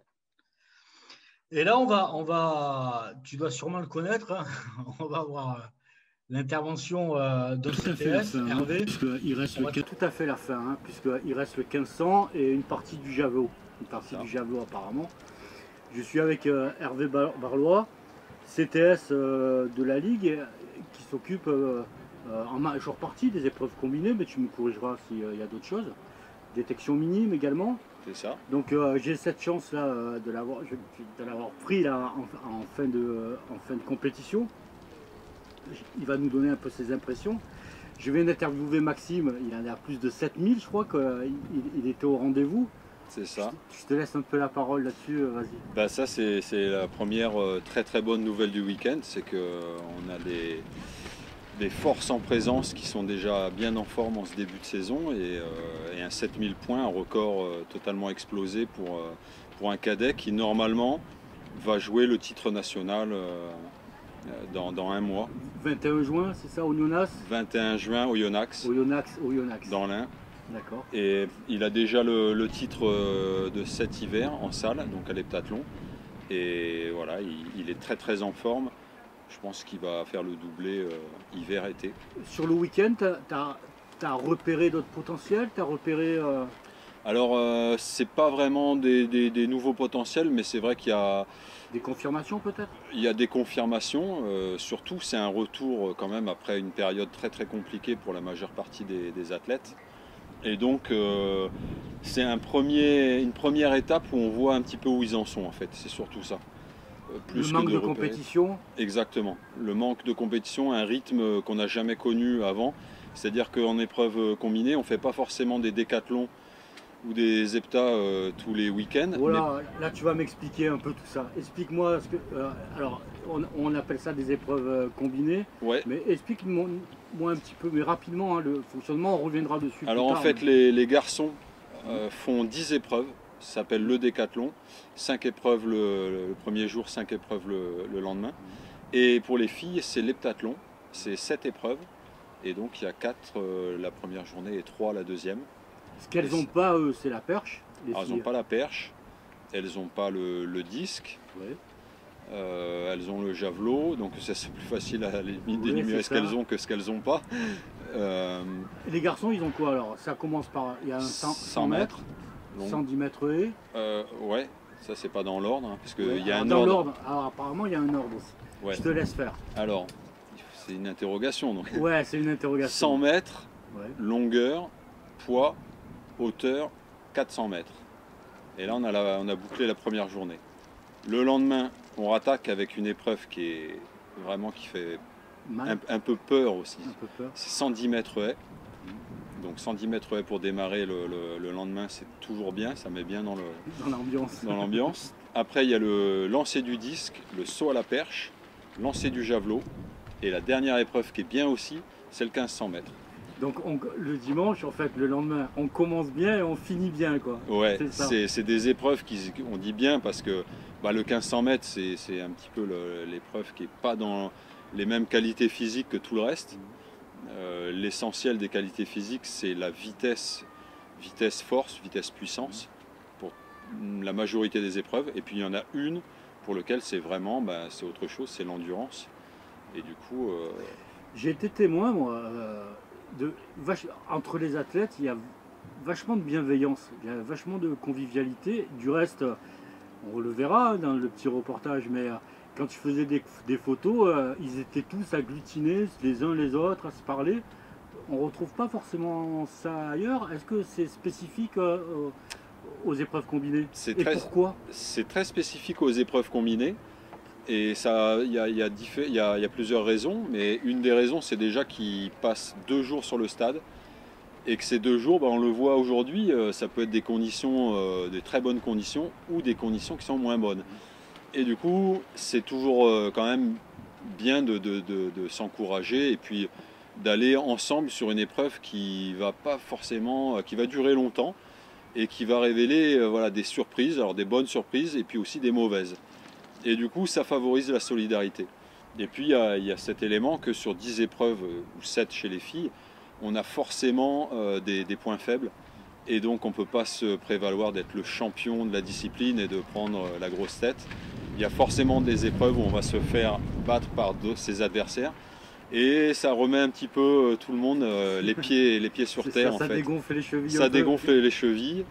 Donc voilà, ces éléments qui sont à la fois justement de lutter contre les éléments pendant 2 jours, ça favorise l'entraide et la solidarité sur certaines épreuves. Et voilà, il se peut que certains se prêtent du matériel ou se viennent en aide, alors que sur des épreuves individuelles, on va le voir très rarement, enfin plus rarement. Et j'ai appris ce week-end que même la composition des jurys, ils étaient affectés à un groupe et ils suivaient ce groupe-là tout le long, du championnat, tout le long du week-end, tout le long des concours, avec les mêmes athlètes. C'est-à-dire quoi, ils commencent avec des athlètes sur une épreuve et ils finissent le dimanche avec. Ça aussi, ça peut favoriser cette convivialité. Complètement, parce que ça inclut du coup les juges, les jurys qui finalement font partie de l'équipe avec ces jeunes et à force de partager différents moments, ils finissent par les apprécier plus. Et il y a une relation qui se noue aussi avec les juges qui suivent ces groupes. Ce week-end, j'ai vu, il y avait plus de 100 athlètes engagés. Des cadettes en veux-tu en voilà, il y en avait à gogo. Et lorsque je suis allé les voir, il y en a plein que c'était la première fois qu'ils faisaient des épreuves combinées. Il y en a certaines qui ont été séduites et qui veulent bien continuer. Peut-être la solution pour dynamiser cette pratique, quoi. Ouvrir largement et leur faire bénéficier. T'en penses quoi de ça? Parce que j'en ai trouvé plein qui m'ont dit on va continuer parce qu'on a trouvé ça super, quoi. C'est une forme, c'est une des épreuves de l'athlétisme qui change radicalement des autres, parce que voilà, c'est plusieurs épreuves enchaînées et ça crée vraiment un engouement chez les jeunes. Et en plus, les entraîneurs, on a tendance à pousser un petit peu dans ce sens-là parce qu'on dit que les épreuves combinées, c'est formateur. C'est la meilleure formation, à mes yeux, pour devenir un bon athlète. Pas forcément un bon athlète qu'en épreuve combinée. Ça peut aussi révéler des athlètes. On a par exemple Ladji Doucouré qui est un très bon exemple. Il a été un grand champion en épreuve combinée jusqu'en cadet et même en junior. À un moment donné, il a dû faire un choix parce qu'il était un des meilleurs performeurs mondiaux aussi sur les haies. Et voilà, c'est un choix, mais je pense que les combinés amènent souvent ce très haut niveau de performance parce que c'est très très formateur d'être confronté à toutes les épreuves de l'athlétisme. Il y a des points communs entre les différentes spécialités et de maîtriser ces points communs fait qu'on va arriver à mieux maîtriser sa discipline au final. Alors, le stade, moi je l'ai trouvé sympa, l'accueil du club nickel. Est-ce qu'on peut dire que les performances au rendez-vous, le temps il est un peu mitigé, mais globalement ça allait, il n'y avait pas trop de vent hier en tous les cas. Non, clairement c'est pour une reprise après la période qu'on a connue. Une belle édition. C'est une belle édition, c'est vraiment une belle réussite et c'est vrai que même au printemps on n'a pas toujours la chance d'avoir 2 jours de suite avec vraiment du beau temps.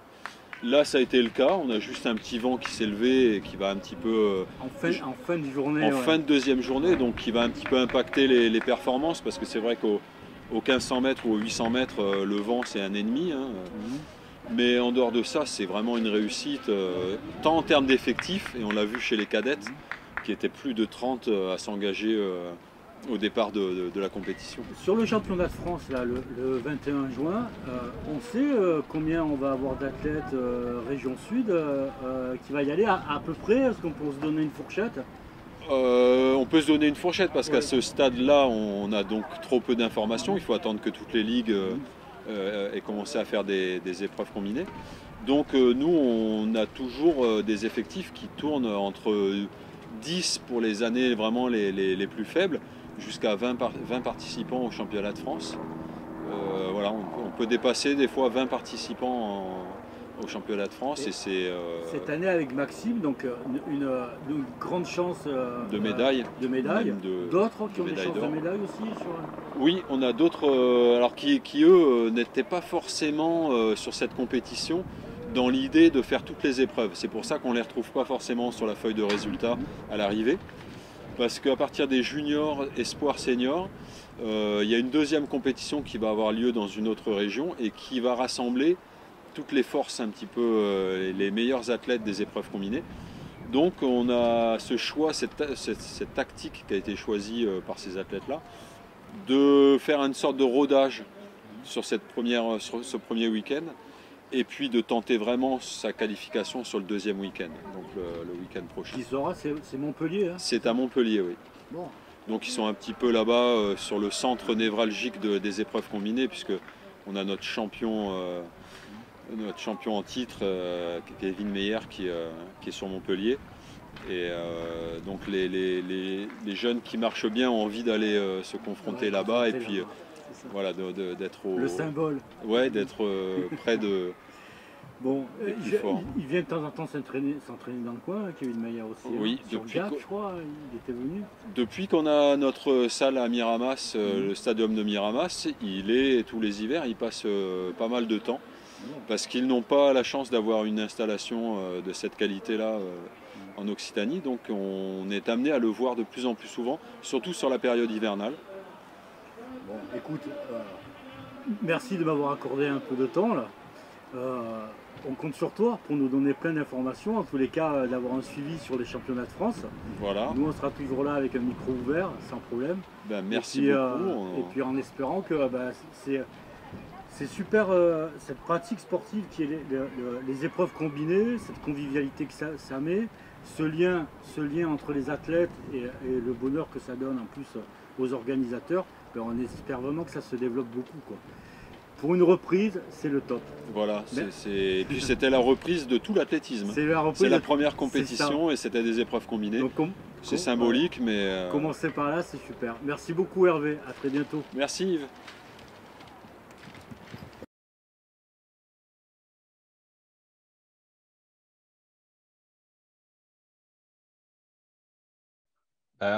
On peut ajouter que sur un point, alors du week-end, on a eu des effectifs, des beaux effectifs, donc ça faisait plaisir. Et on pensait qu'il y aurait beaucoup d'abandon chez les 36 cadettes d'engagés.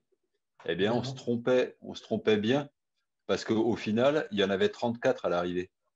C'est ça. Et on a pu voir qu'il y avait une majorité donc de jeunes athlètes qui étaient en première année dans leur catégorie. Tu as pu les interviewer, c'était la joie de vivre, et ça les a amenés à se dépasser et à finir les épreuves combinées, à faire les 2 jours complets, ce qui n'est pas toujours facile la première fois qu'on s'attaque à un heptathlon ou un décathlon. Donc 34 cadettes à l'arrivée sur 36 engagés, là carrément, c'était une surprise. Je pensais effectivement qu'il y aurait plus d'abandon. Les sorties, ça a été une blessure. Moi, j'ai vu une blessure aussi, mais... En face d'une belle brochette, en gros. Je suis en face d'une belle brochette.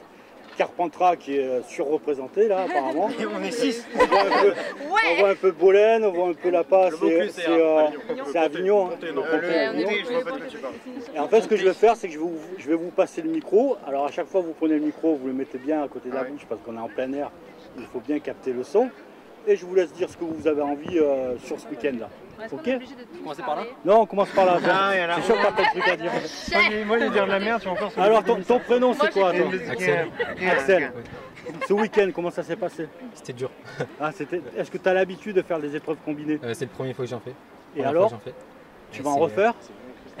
On verra. On verra. Pas... C'est quoi les épreuves que tu préfères en fait ? Le 100 mètres. Le 100 mètres, hein. Et 400 mètres. Tu as fait une bonne performance au 100 mètres ou... Si. Record est 11,29. 11,29, très bien. On des 4 des 2, donc ça va. Super. Allez, à ton voisin. On va poser les mêmes questions. Hein. Ton prénom, mets bien le micro à côté. Alors ton prénom c'est quoi ? C'est Nathan. Alors toi, les épreuves combinées, comment tu les sens ? C'était super, hein, je me suis amusé. T'as l'habitude d'en faire ou... J'en ai déjà fait une fois à Miramas, c'est tout. Et là, C'est physique. tes épreuves préférées, c'est quoi? Le 400. Le 400. Ouais. Et un petit coucou à Sébastien en même temps. Hein. Ouais, salut. Ah, du Sébastien. club, allez, attends, allez, on va passer à Avignon. Là. Coucou Sébastien. Ouais. Tu ne connais pas Sébastien? Ben, il mérite d'être connu. Coucou. Alors, toi, comment tu t'appelles? Zakaria. Et alors, toi, je t'ai vu sauter, toi. Je crois que j'ai plein d'images de toi en train de sauter. En plus. Donc, les épreuves combinées, tu as l'habitude? Ouais, c'est mes deuxièmes. C'était deuxième. Ouais. Tu vas continuer à en faire? Ouais. Je trouve qu'il y a une bonne ambiance hein, dans les épreuves c'est combinées. cool. Je trouve, hein. C'est vrai que c'est bien. Continue, fais comme tu veux. Tu as des choses à dire pour ton club peut-être? Ouais, on est les meilleurs. Voilà. Alors Carpentras, franchement, moyen. Voilà. Et un gros GG à tout le monde. Alors moi c'est Vincent Yelpo de Carpentras. Et les épreuves combinées, ça a été comment? C'était plutôt dur et un peu décevant au niveau des perfs, mais c'était sympa. Donc c'est à refaire. À refaire. Mais le 1500 c'était dur quand même. Il faudrait pas qu'ils le mettent à la fin, le 1500 en fait. Voilà, c'est mieux, exactement. N'hésitez pas à aller voir mon Instagram, c'est Vince-ILP, abonnez-vous en masse. Allez, ça va, le message est passé. À toi. Allez, on passe aux filles. Moi, je m'appelle Lou. Et c'était mon premier hepta. Ouais. Du coup, c'était cool parce qu'il y avait une bonne ambiance. Et à refaire à part le 800, bien sûr. Ouais, mais ça sera dedans quand même. Donc tu vas retravailler le 800 peut-être. Oui. Voilà. Allez. Je suis pas sûre. Alors bonjour, moi c'est Marine. C'est mon premier hepta aussi. Et c'est d'ailleurs ma première année d'athlétisme. Et c'est dur l'athlétisme, hein. Non, on se régale. Ah, franchement, c'est cool. Ouais. À part le 800 mètres. Franchement, voilà quoi. Non, mais franchement, il y a eu une bonne ambiance et tout le monde était bienveillant avec tout le monde. Donc voilà. C'est la particularité des combinés, des épreuves combinées, la bienveillance. À toi. Moi, c'est Louise. Merci. Moi, c'est pas la première fois que j'en fais. Ça fait quand même plusieurs années que je fais de l'athlé et c'est toujours aussi dur. Et le 800, le 800 c'est mortel quoi, c'est tout. Ouais, c'est comme le 1500, le 1500 pour les garçons. Hein, ouais, voilà, c'est moins dur, histoire de finir la journée. C'est ça. Et vos performances en général, ça s'est bien passé, vous êtes content? Non. Sujet sensible. Moins toi apparemment. Tu feras mieux la prochaine fois. Exactement. Merci beaucoup à toutes. Merci. Et à tous. Merci Sébastien.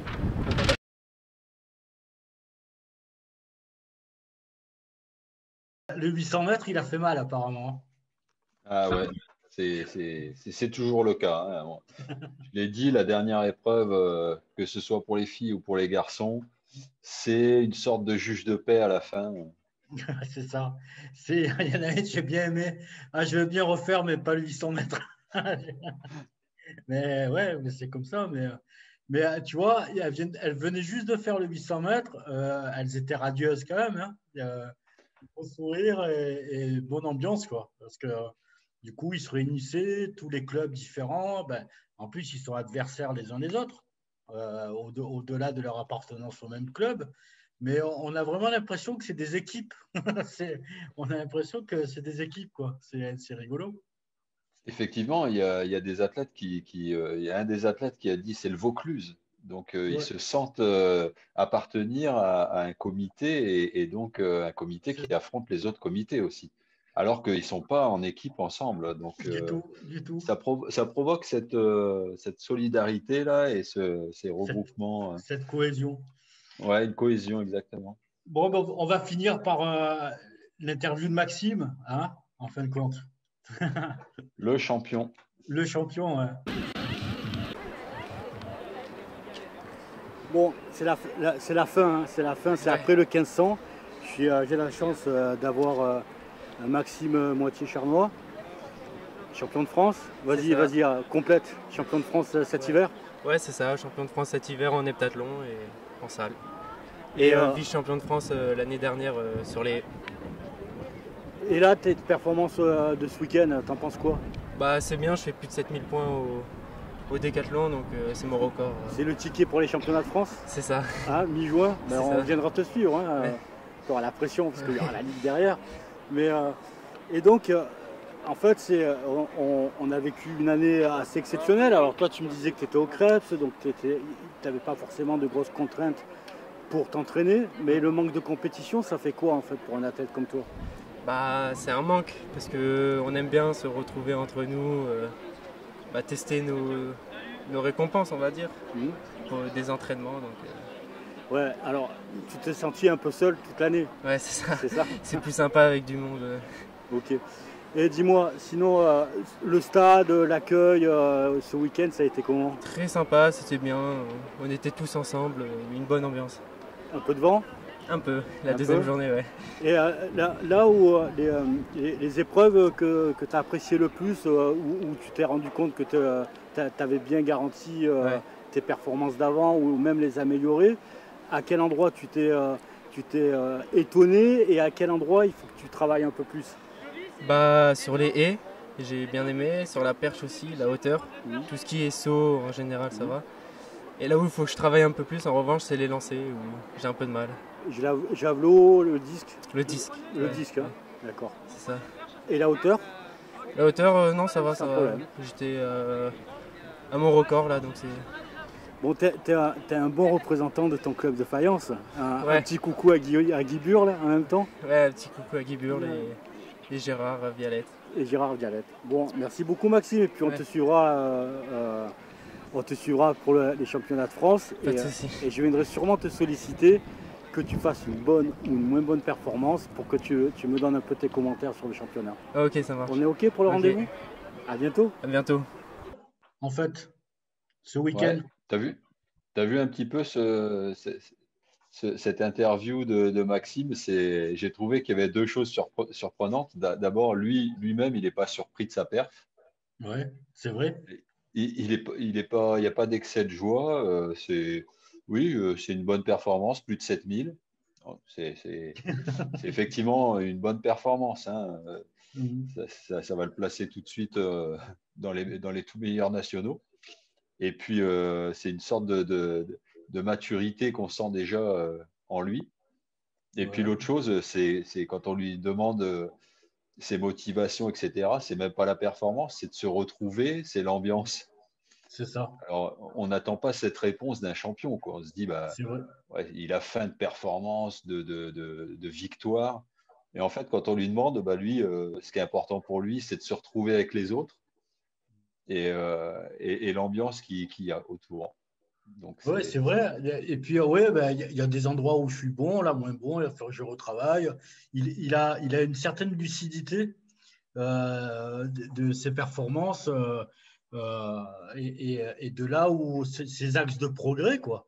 Donc, c'est vrai. Rappelle-moi son âge, à Maxime. Il a 16 ans. Hein. Il a 16 ans. Il est entre 16 et 17. C'est ça, donc il a une certaine maturité pour son âge, quoi. Hein, et c'est essentiel pour aller loin quand on est athlète, quand on est champion. Cette lucidité-là, c'est ce qui permet d'aller plus loin, de continuer, de tenir à la pression et de ne pas se prendre la tête, quoi, surtout. Hein, et c'est une qualité qui est essentielle en épreuve combinée. Parce qu'il faut justement être posé et avoir la lucidité sur l'enchaînement de ces 2 jours. On en connaît beaucoup qui perdent les pédales parce que les résultats, ils n'arrivent pas forcément dans la logique attendue. Et il faut un surplus de lucidité, de calme pour appréhender chaque épreuve sans perdre le fil. S'égarer. Il semble être sur la bonne voie. Ok. Bon, écoute, on a fini. Ce court reportage, il est long, hein, mais j'ai toujours du mal à enlever des choses parce que je trouve qu'il y a plein de choses qui sont importantes et qui ont leur place. Je te remercie en tout cas d'avoir justement apporté cette technicité, ce témoignage-là de ce week-end-là. Et j'espère que c'est qu'un début, hein. Il y en aura d'autres. On se refera ces petits duplex-là parce que je trouve ça intéressant. Et merci à toi, Yves, de mettre en lumière les épreuves combinées et puis d'une manière générale, l'athlétisme en général. Ça fait du bien et ça fait un éclairage qu'on n'a pas l'habitude de voir et qui fait vraiment plaisir. Oui, c'est bien sur ce principe. Je pense qu'il faut se poser, il faut prendre le temps et en regardant des images et prendre le temps de les commenter, de donner ses avis, ses conseils et parler de la technique, mais en parler aussi à un plus grand public. Aussi, ça permet de transmettre notre passion, quoi, en fin de compte. Hein. Donc voilà. Ben, on peut souhaiter aux spectateurs qui vont regarder cette émission, ben, qui seront contents, qu'ils n'hésitent pas sur la chaîne de la Ligue de s'abonner et de mettre des petits pouces bleus si ça leur a plu. En tous les cas, ça nous encouragera tout ça. Et donc, je vous donne rendez-vous sur les prochains championnats, qui sont, je crois que c'est les championnats, c'est à Nice, qui auront lieu. Alors, championnats régionaux, ben, je vais les avoir là.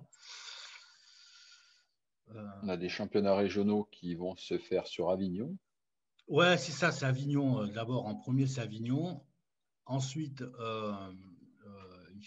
je ne les ai pas en tête, je suis en train de les rechercher. On aura aussi les championnats régionaux minimes. Donc ça, c'est une catégorie que je suis attentivement également hein, dans le cadre de la Ligue. Et ces championnats se dérouleront à Nice. C'est ça. Et alors, Avignon, c'est le 12 juin. Le 12 et le 13 juin, c'est championnat régional individuel de cadet à master à Avignon. Ensuite, il y a championnat régional minime à Nice. C'est le dimanche 20 juin. Là, tu y seras sûrement, Hervé? Oui. Et on a finale interrégionale des points d'or, Benjamin minime, le dimanche 4 juillet. Pour l'instant, je suis sur les calendriers. À Orange, normalement. Normalement, Orange, ouais, si ce n'était pas encore déterminé, ben, ça a dû l'être dernièrement. Donc, on vous donne tous ces rendez-vous-là. J'espère qu'on aura l'opportunité de refaire les petites émissions comme on a fait là. Et puis, on vous dit, Hervé et moi, on vous dit à bientôt. À bientôt.